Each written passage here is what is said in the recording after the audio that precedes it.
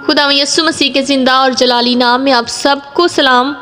اگر آپ کے پاس بائبل مقدس موجود ہے تو میرے ساتھ کھول لیجئے لوکا کی انجیل 15واں باب۔ لوکا اس کا 15واں باب۔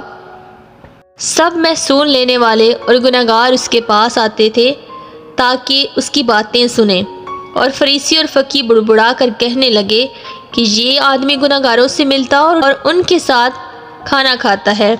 اس نے ان سے یہ تمثیل کہی کہ تم میں کون ایسا آدمی ہے جس کے پاس 100 بھیڑیں ہوں اور ان میں سے ایک کھو جائے تو 99 کو بیابان میں چھوڑ کر اس کھوئی ہوئی کو جب تک مل نہ جائے ڈھونڈتا نہ رہے۔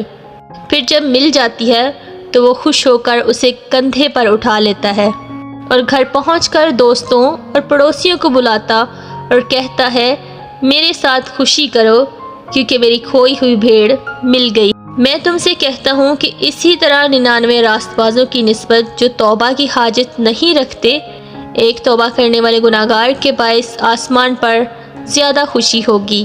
یا کون ایسی عورت ہے جس کے پاس 10 درہم ہوں اور ایک کھو جائے تو وہ چراغ جلا کر گھر میں جھاڑو نہ لگائے اور جب تک مل نہ جائے کوشش سے ڈھونڈتی نہ رہے، اور جب مل جائے تو اپنی دوستوں اور پڑوسنوں کو بلا کر نہ کہے کہ میرے ساتھ خوشی کرو کیونکہ میرا کھویا ہوا دھرم مل گیا۔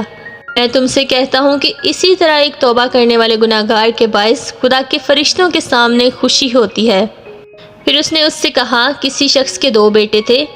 ان میں سے چھوٹے نے باپ سے کہا اے باپ، مال کا جو حصہ مجھ کو پہنچتا ہے مجھے دے دے۔ اس نے اپنا مال متاع انہیں بانٹ دیا، اور بہت دن نہ گزرے کہ چھوٹا بیٹا اپنا سب کچھ جمع کر کے دور دراز ملک روانہ ہوا اور وہاں اپنا مال بد چلنی میں اڑا دیا، اور جب سب کچھ خرچ کر چکا تو اس ملک میں سخت کال پڑا اور وہ محتاج ہونے لگا۔ پھر اس ملک کے ایک باشندے کے ہاں جا پڑا۔ اس نے اس کو اپنے کھیتوں میں سور چرانے بھیجا، اور اسے آرزو تھی کہ جو پھلیاں سور کھاتے تھے انہی سے اپنا پیٹ بھرے، مگر کوئی اسے نہ دیتا تھا۔ پھر اس نے ہوش میں آ کر کہا میرے باپ کے بہت سے مزدوروں کو افراط سے روٹی ملتی ہے اور میں یہاں بھوکا مر رہا ہوں۔ میں اٹھ کر اپنے باپ کے پاس جاؤں گا اور اس سے کہوں گا کہ اے باپ، میں آسمان کا اور تیری نظر میں گنہگار ہوا، اب اس لائق نہیں رہا کہ پھر تیرا بیٹا کہلاؤں، مجھے اپنے مزدوروں جیسا کر لے۔ بس وہ اٹھ کر اپنے باپ کے پاس چلا۔ وہ ابھی دور ہی تھا کہ اسے دیکھ کر اس کے باپ کو ترس آیا اور دوڑ کر اسے گلے لگا لیا اور چوما۔ بیٹے نے اس سے کہا اے باپ، میں آسمان اور تیری نظر میں گنہگار ہوا، اب اس لائق نہیں رہا کہ پھر تیرا بیٹا کہلاؤں۔ باپ نے اپنے نوکر سے کہا اچھے سے اچھا لباس جلد نکال کر اسے پہناؤ اور اس کے ہاتھ میں انگوٹھی اور پاؤں میں جوتی پہناؤ، اور پلے ہوئے بچڑے کو لا کر ذبح کرو تاکہ ہم کھا کر خوشی منائیں، کیونکہ یہ میرا بیٹا مردہ تھا اب زندہ ہوا، کھو گیا تھا اب ملا ہے۔ پس وہ خوشی منانے لگے۔ لیکن اس کا بڑا بیٹا کھیت میں تھا۔ جب وہ آ کر گھر کے نزدیک پہنچا تو گانے بجانے اور ناچنے کی آواز سنی، اور ایک نوکر کو بلا کر دریافت کرنے لگا کہ یہ کیا ہو رہا ہے۔ اس نے اس سے کہا تیرا بھائی آ گیا ہے اور تیرے باپ نے پلا ہوا بچڑا ذبح کرایا کیونکہ اسے بھلا چنگا پایا۔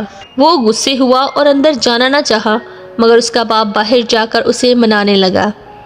اس نے اپنے باپ کے جواب میں کہا دیکھ، اتنے برسوں سے میں تیری خدمت کرتا ہوں اور کبھی تیری حکم دولی نہیں کی، مگر مجھے تو نے کبھی ایک بکری کا بچہ بھی نہ دیا کہ اپنے دوستوں کے ساتھ خوشی مناتا۔